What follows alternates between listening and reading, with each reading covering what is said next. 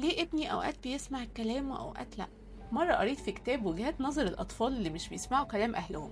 أغلبهم قال إن السبب إن أهلهم بيطلبوا منهم طلبات وهم تعبانين فبيطنشوهم، يا إما بيكونوا مشغولين باللعب فمش بيسمعوهم فعلا، أو بيكونوا زعلانين نفسيا من حاجة حصلت بره البيت في المدرسة مثلا أو في النادي، فمش بيكونوا في حالة يسمحوا ينفذوا بيها أي طلبات لأهلهم بسبب حالتهم النفسية. وعشان نتجنب كل الأسباب دي هعلمكم 5 حاجات لازم تراعوها قبل ما تطلبوا أي طلب من أولادكم.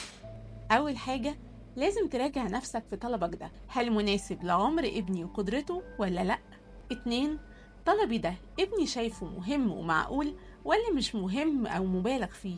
3، أتعلم إزاي أقول طلبي لابني، أنقي كلماتي بحيث ما تكونش فيها ولا نقد ولا لوم، أركز على طلبي مش على شخصية ابني.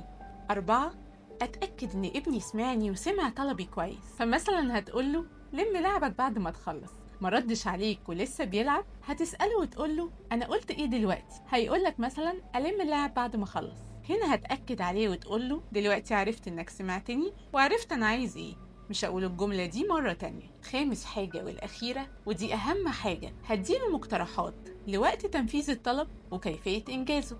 بالنسبة لوقت تنفيذ الطلب، لو جيت أطلب من ابني طلب مثلا وقال لي حاضر بعد شوية أو بعدين، هنا هترد عليه وتقوله الأفضل إني أعرف إمتى قررت إنك هتعمل طلبي. هيقولي مثلا بعد ما ألعب، فهتسأله وهتخلص لعبك إمتى، هيقولك مثلا بعد ساعة. هنا هترد عليه وتأكد عليه المعلومة وتقوله دلوقتي أنا عرفت إنك هتنفذ طلبي بعد ساعة، شكرا ليك يا حبيبي. أما بالنسبة لكيفية إنجاز الطلب، ببساطة خالص هتوضح له إزاي ينفذ طلبك زي ما أنت عايز. زي مثلا هتقوله الهدوم اللي مش نظيفة هتحطها في الغسالة، الهدوم النظيفة هنحطها في الدولاب. أو مثلا ممكن تقوله الطقم ده خاص بمشوار النادي، أما باقي الهدوم ممكن نخرج بيها في أي مكان. أشوفكم على خير الحلقة الجاية.